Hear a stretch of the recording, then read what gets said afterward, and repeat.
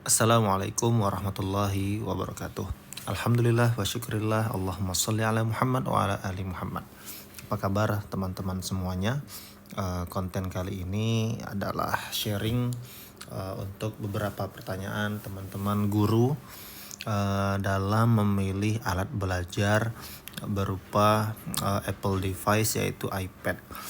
Ini juga mungkin banyak yang bingung kenapa harus jenis ini, kenapa nggak jenis yang itu. Ketika menonton review-review di YouTube pun juga berbeda-beda tujuannya itu ya. Ada yang judul YouTube-nya itu jangan beli ini, nyesal beli itu, nonton ini dulu sebelum membeli ini itu dan segala macamnya. Nah, tapi kita pada kali ini berfokus kepada penggunaan iPad untuk kepentingan dunia pendidikan. Apakah itu menjadi murid terkhusus untuk sebagai guru. Baik, kita buka dengan basmalah. Bismillahirrahmanirrahim.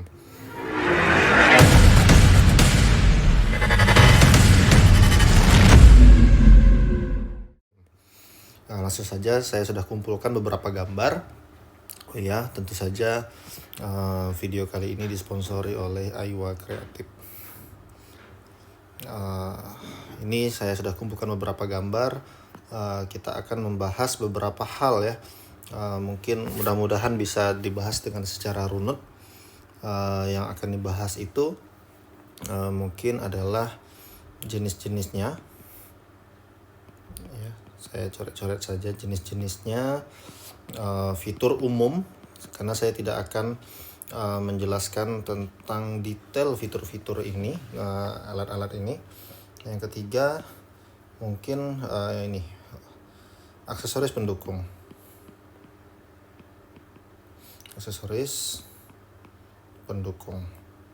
Nah, mungkin kita akan berkutat di 3 ini saja. Mungkin kalau lebih pun ya nggak masalah. Nanti kita lihat sesuai kebutuhan. Poin ini yang akan kita bahas. Yang pertama adalah jenis-jenisnya.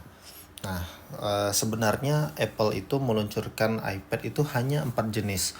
Kalau teman-teman ada melihat di e-commerce atau di online shop itu ada banyak sekali, ada generasi sekian. Sebenarnya dikelompokkan hanya 4 jenis ini saja. Yang pertama itu adalah ini iPad mini. Ya.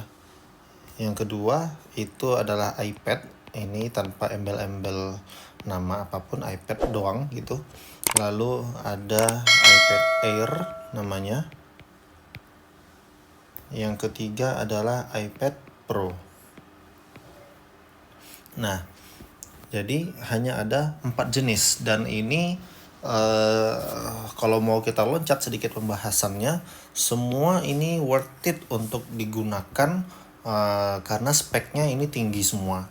Ya, tinggi semua. Tapi lagi-lagi kepentingan kita untuk sebagai guru seperti apa? Ya, kita lanjutkan dulu jenis-jenisnya ini. Jadi masing-masing iPad mini, iPad Air dan iPad Pro ini setiap tahun itu keluar terus yang keluaran barunya. Jadi ada istilahnya gen-gen ya, generasi maksudnya. iPad mini ini yang terbaru sekarang sudah generasi 6. Kalau iPad yang sekarang warnanya kuning ini, maksudnya yang tampil di sini warna kuning ya, yang terbaru itu sudah gen 10. Sedangkan yang Air ini sudah gen 5. Kalau yang Pro ini nggak ada gen-gennya berapa, tapi kalau nggak salah sekarang itu sudah 4 ya, 4. Yang membedakan mereka ini semuanya sesuai dengan fitur-fiturnya, dan Apple itu biasanya menggunakan chipnya apa ya. iPad mini itu chip atau prosesor yang dia gunakan itu adalah ini nggak jelas ya, A15. Kalau yang iPad 10 ini masih A14. iPad Air ini yang 5 ini sudah chip M1, dan yang Pro generasi 4 ini sudah M2. Nah, untuk jenis Gen 10 ini dan Pro ini baru betul keluar di bulan November 2022 ini. Nah, jadi walaupun iPad Gen 10 ini adalah yang keluaran terbaru, tetapi dia pakai chip A14, dan yang paling student friendly, yang paling cocok untuk pelajar sebenarnya Apple meluncurkan iPad 10 ini. Nah, lalu kita lihat lagi kembali ke jenisnya. iPad mini 6 ini kita nggak bahas yang generasi sebelumnya ya, karena sekedar informasi teman-teman bahwa generasi-generasi sebelumnya iPad ini itu sebenarnya tidak akan diproduksi lagi di pabrik, tapi masih banyak sekali orang menjualnya di toko-toko distributor, apalagi yang jual bekasnya itu masih sangat banyak sekali ya. Kalau masih berminat ya silahkan saja. Nah, iPad 6 ini, mini 6 ini itu memorinya memiliki memori fix semuanya. Semuanya memiliki memori yang fix, tidak bisa ditambah-tambah seperti laptop. Ya, tidak bisa ditambah-tambah seperti laptop. Kalau mini 6 ini dimulai dari 64 GB, dan jenis yang berikutnya itu 256 GB. Semuanya sama.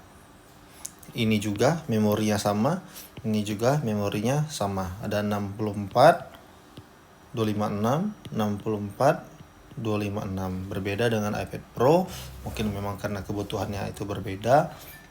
Dimulai dari 128 GB, lalu ada 256, lalu ada 512, ada 1 TB, paling tinggi itu ada yang 2 TB ya. Yang ini kita geser dulu. Nah, jadi teman-teman, dari sini saja kita sudah bisa melihat sebenarnya kebutuhan kita itu yang mana ya. Yang mana, sekedar informasi, kalau saya lihat comot-comot di internet ya, A15 ini atau A14 sebenarnya kalau mau dibandingkan dengan prosesornya brand lain seperti misalnya Core i5, i7, ini sudah sangat bisa dibandingkan dengan i7. Bahkan ada situs tertentu yang membandingkannya secara rinci dari segala aspek, ini unggul daripada i7. Jadi apalagi yang A15, juga apalagi M1 dan M2, yang mana chip M1 dan M2 ini sebenarnya adalah chip yang ditanamkan oleh Apple di laptop mereka yang bernama MacBook. Nah, jadi ini untuk jenis-jenis. Oh ya, iPad Pro ini terbagi dua lagi ya sebenarnya untuk ukuran saja. Nah, untuk ukuran ya, untuk ukuran itu yang ini 8,3 inci, ini 10,9 inci, dan ini sama 10,9 inci. Dan yang iPad Pro ini 11 inci, dan ada yang 12,9 inci, lebih besar lagi. Dan perbandingan ukurannya ini sesuai dengan gambar. Nah, sampai di sini mungkin kita sudah tergambar ya ukuran-ukurannya. Dan untuk pendidikan saya potong sedikit langsung. Untuk pendidikan sebagai guru ataupun sebagai murid, pilihan bagi saya pribadi itu hanya 3 ini. Tergantung budget kita, karena iPad mini ini kurang worth it untuk di dunia pendidikan sebagai guru maupun sebagai murid, karena ukurannya sesuai namanya itu mini.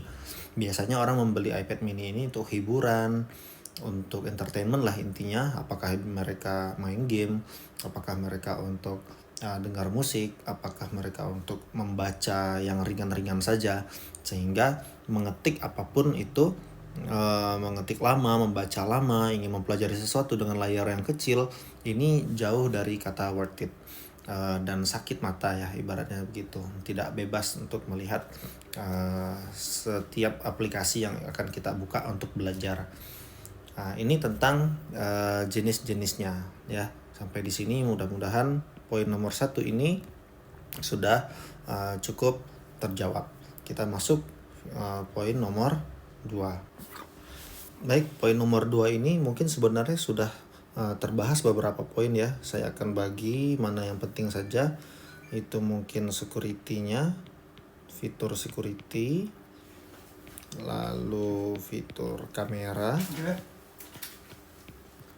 lalu fitur apa ya, nanti kita lihat lah ya. Yang pertama untuk iPad mini, iPad 10 dan iPad Air, security-nya itu seluruhnya menggunakan fingerprint ya, menggunakan fingerprint.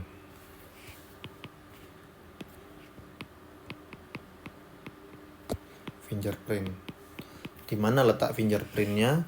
Di atas sini, langsung di tombol di sini juga, di tombol kuncinya itu langsung fingerprint. Jadi ketika kita ingin menghidupkan, mencet tombol kuncinya itu langsung terdeteksi. Sedangkan iPad Pro itu menggunakan Face ID ya. Ini untuk mini, 10 dan Air. Untuk Pro dia menggunakan Face ID atau wajah ya, identitas wajah. Ini khusus untuk Pro saja. Otomatis ketika kita menghidupkan layar iPad Pro ini, dia langsung menggunakan teknologi True Depth Camera istilahnya. Jadi Face ID-nya nggak main-main ya, memang mengidentifikasi wajah kita. Dengan fitur True Depth Camera inilah kita bisa menggunakan fitur di dalam iPad ini yang bernama Animoji.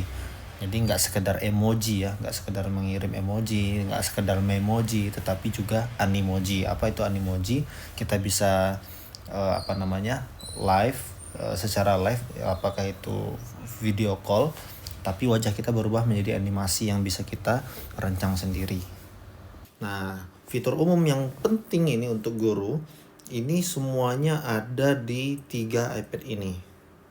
Misalnya karena kita bicara True Depth Camera dan juga ultra wide ya, jadi kamera depannya ini sudah pakai ultra wide. Ultra wide itu maksudnya luas ya. Kalau teman-teman sudah punya kamera yang bisa cembung gitu ya, ibaratnya fish eye istilahnya dulu, itu luas gitu. Nah, apa untungnya? Sehingga ketika kita lagi mau membuat video pembelajaran, atau kita ada pertemuan Zoom atau Google Meet, itu ada fitur namanya center stage. Center stage itu seolah-olah kita sedang memakai gimbal. Kalau kita bergerak kiri kanan pun, maka kamera depan itu akan memfokuskan kepala kita itu tetap di tengah-tengah layar. Nah, mudah-mudahan bisa dimengerti ya. Karena fitur ultra wide yaitu, dan ini tidak ada di dalam iPad mini karena bukan itu tujuannya dibuat memang ya. Nah, untuk kamera belakang ya, kamera belakang biasa ya, saya jarang mengukur berapa megapiksel dan lain-lainnya, tapi semuanya ini bagus ya. Apalagi HP pun zaman sekarang itu semua kameranya bagus. Tapi kalau bisa dilihat di sini, kamera belakang dari iPad 3 iPad ini 1, 2, 3 ini satu buah ya, berbeda dengan iPad Pro. iPad Pro ini ada dua ya, kamera normal satu, ultra wide satu, dan yang nampak bulat ini namanya adalah LiDAR scanner. LiDAR scanner itu bagi guru mungkin jarang dipakai, kecuali guru yang suka membuat AR ya, augmented reality. Dia bisa mendeteksi lingkungan, bisa membuat 3D animasi dan seterusnya ya, sesuai lah dengan namanya Pro. Nah, itu fitur umum ya. Kalau warnanya bisa dilihat di sini, pilihan-pilihannya, dan bisa dilihat di situs Apple langsung ya. Dan kalau bertanya tentang RAM, nah ini adalah pertanyaan yang sering. RAM di dalam iPad atau Apple ini jarang, ini pembahasan yang sangat menarik ya, tentang RAM ini. Karena di Apple ini sering diolok-olok tentang RAM-nya. Saya pribadi tidak begitu mengikuti itu ya, karena dia RAM ini tidak termasuk yang ditonjolkan oleh Apple karena dia dari sononya atau dari sistem operasinya yaitu iPadOS itu sendiri sudah kencang. Jadi dia tidak begitu menonjolkan angka-angka tentang RAM-nya. Kalau mau lebih detailnya bisa lihat di situs apple.com gitu. Nah, baik teman-teman sekalian, mudah-mudahan itu membantu ya, dan informasi juga ya bagi teman-teman yang belum pernah berkutat dengan iPad ini, bahwa iPad ini sekarang sejak keluarnya Gen 10 ini, maka sudah resmi seluruh keluarga iPad itu all display ya.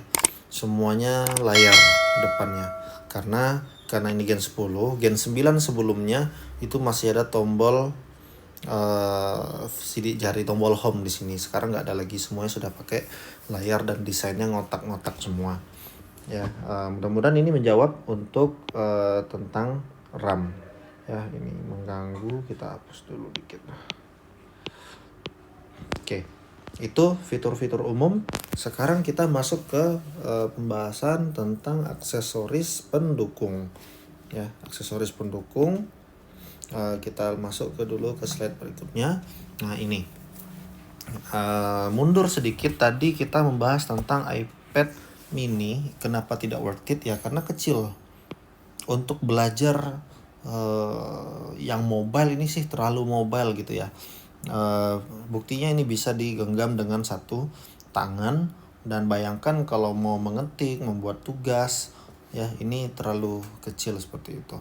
Sedangkan ini dari Apple sendiri tidak meluncurkan aksesoris resmi apapun untuk iPad mini ini, terkhusus keyboard ya, karena memang dibuat bukan untuk mengetik lama. Namun kita tetap bisa mengetik dengan keyboard, tentu saja dengan keyboard Bluetooth yang beredar banyak di online shop. Nah, ini informasi juga tadi ya, iPad Gen 9 itu seperti ini. Gen 9 yang setelah berubah menjadi Gen 10 seperti ini. Ya, sebelumnya ini masih ada tombol. Nah, jadi Apple sendiri maksudnya itu merekomendasikan untuk yang paling student friendly itu secara harga maupun speknya adalah yang ini, Gen 10. Gen 10 ini yang paling student friendly karena fiturnya sangat cukup untuk pelajar. Nah, kita membahas sedikit tentang aksesoris pendukung. Mungkin ya, karena saya sendiri belum pernah melihat ini secara langsung. Dari ukurannya sih ini semua aksesoris yang dipakai oleh ini sepertinya bisa dipakai itu ini. Dan semua aksesoris yang dipakai ini kelima-limanya bisa. Ketiga-tiganya. Ini karena iPad Air 5 tadi ya.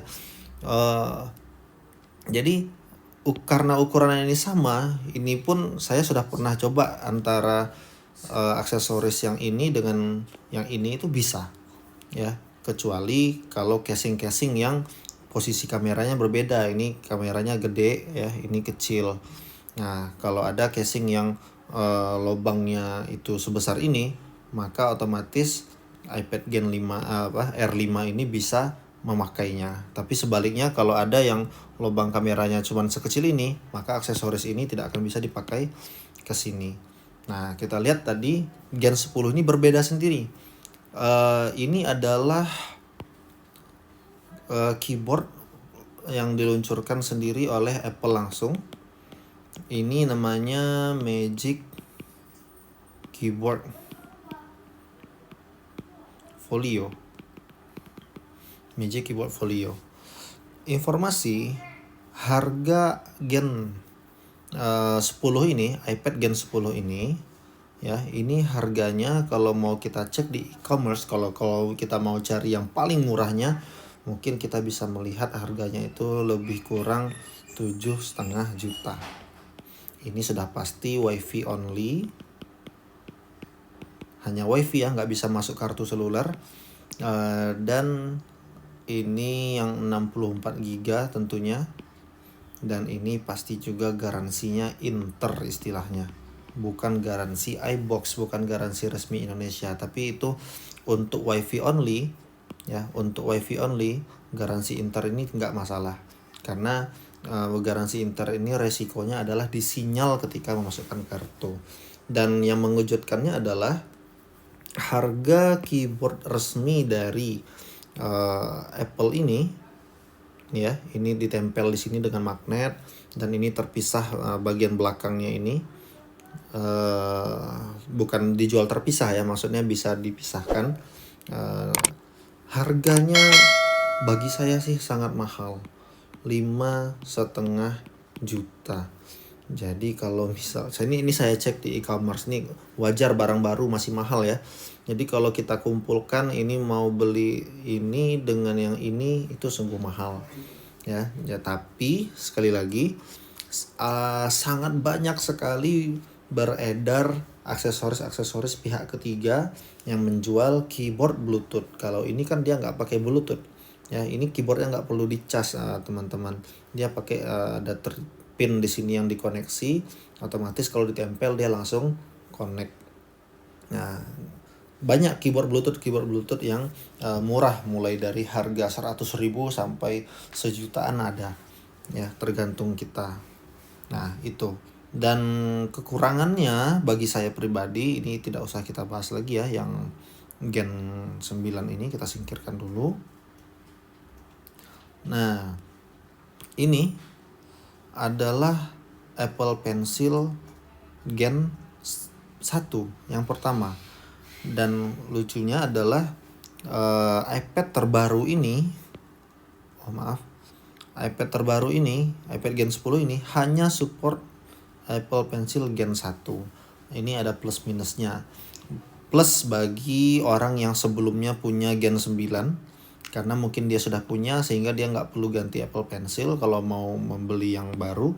Tapi ini minus bagi kita yang belum pernah beli tapi kita pingin pakai yang Gen 2. Ini yang Pencil Gen 2. Pencil Gen 2 ini tentu saja lebih bagus gitu ya.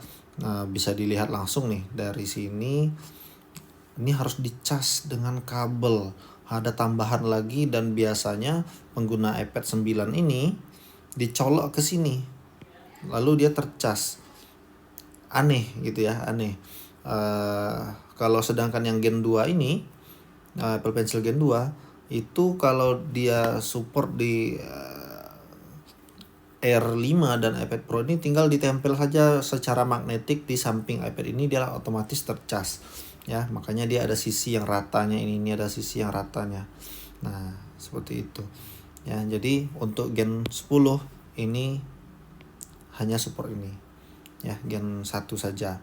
Harganya yang resmi Apple ini adalah, saya lupa nih, kalau nggak salah ini 1,3, sedangkan yang ini 1,8 yang Gen 2. Tapi lagi-lagi banyak sekali stylus pihak ketiga yang menjual dengan harga murah. Ada yang mulai dari 100.000 sampai sejuta pun juga ada ya. Nah itu secara umum. Nah terakhir ini Air 5. Saya fokusnya ke sini ya teman-teman. Ini adalah aksesoris namanya Smart Folio keyboard. Mohon maaf saya agak lupa harganya, tapi mungkin harganya ini masih 2 jutaan. 2 jutaan. Kalau yang ini nama aksesorisnya Magic Keyboard. Ini harganya 4,5 jutaan. Wah gitu ya. Harganya sangat-sangat wah sekali. Sama dengan ini tadi Magic Keyboard Folio, dia nggak perlu pakai baterai karena ini hanya ditempel saja secara magnetik dengan bagian belakang ini nempel gitu. Dan koneksi ke keyboardnya itu hanya menggunakan 3 pin. Nah seperti ini tadi, ini 3 pin. Ini langsung connect ke keyboardnya yang otomatis menguras baterai dari iPad-nya. Tapi ya selama ini saya sendiri pakai tidak begitu terasa. Ini resmi Apple ya, ini resmi Apple.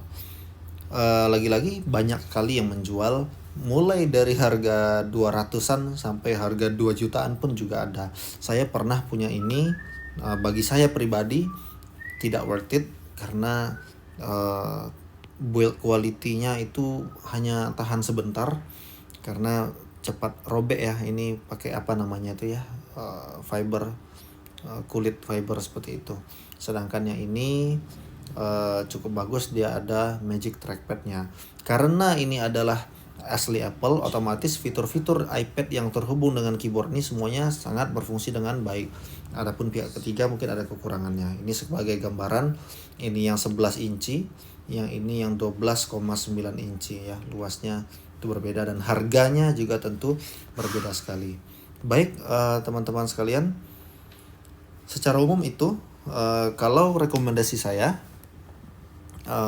Pro ini adalah teruntuk bagi guru, boleh, tapi ini mungkin untuk guru yang super kreatif, yang memiliki banyak kepentingan seperti editing video ya, seperti editing video, apalagi ya, banyak lah, kayak YouTuber lah, mungkin dia YouTuber, lalu dia itu banyak butuh aplikasi yang berat-berat dan itu bekerja secara bersamaan, dan mungkin juga budgetnya ada, ya silahkan. R5 ini juga bisa, beda tipis, hanya beberapa ya, kayak perbedaannya itu kayak promotion itu, teknologi layarnya lebih halus, chipnya juga mungkin lebih tinggi, RAM-nya dan segala macamnya ya. Tapi R5 ini juga sudah sangat bagus. Tapi harga secara umum semuanya, yang terakhir ya, harga keseluruhan secara umum iPad mini ini harganya cukup masih mahal ya. Kalau nggak salah 6 jutaan ya. Maaf, di sini saja tulis 6 jutaan lebih kurang. Ini harganya 7,5. Ini saya ambil yang paling murah-murahnya yang saya temukan di online shop. Ini 8,8an ya. Dan yang Pro ini harganya masih sangat tinggi, itu berkisar 13 juta ke atas. Dan tentu saja harga yang termurah ini adalah harga-harga yang 64 GB, 64 GB, 64 GB, yang ini 128 GB dan WiFi only ya. Mungkin sekian, mudah-mudahan bermanfaat rekomendasi saya. Kalau memang teman-teman hanya untuk pendidikan, mengajar, berkutat dengan dokumen-dokumen PowerPoint, pages number, Word dan lain-lainnya, Excel ya, itu ini sudah sangat cukup. Tapi kalau mau ada budget lebih dan atau mau lebih lagi ya, ini bisa, sangat bisa, tergantung budget juga tentunya. Kalau saya sendiri bagaimana? Saya menggunakan iPad Pro yang generasi ketiga, masih chip M1. Yang terbaru tadi kita bahas itu M2. Kenapa saya memilih itu? Ya kebutuhan saya banyak, editing video, desain, ilustrasi, juga videonya juga nggak yang ringan-ringan ya. Ada video dari drone, ada video dari GoPro yang resolusinya sangat tinggi. Nah, kebetulan saya sudah menggunakan ekosistem Apple ini sejak tahun 2013, dan sejak saya mulai bekerja tahun 2015 sudah pakai MacBook, mulai 2018 sudah pakai iPad, sampai sekarang alhamdulillah untuk sebagai guru dan konten kreator yang sederhana yang kecil-kecilan ya seperti saya ini, iPad sangat menggantikan laptop. Tapi sekali lagi, bagi teman-teman yang di bagian keuangan misalnya TU, butuh rumus-rumus Excel yang rumit, itu di Numbers tidak tercover. Butuh ads-on di dalam Word-nya, penulis yang peneliti misalnya ya, nah itu tidak ada ads-on-nya. Itu saja mungkin. Terima kasih. Allahu a'lam bishawab. Ingat, memiliki alat belajar itu atau memiliki harta apapun itu akan dipertanggungjawabkan, maka gunakanlah untuk yang baik-baik. Assalamualaikum warahmatullahi wabarakatuh.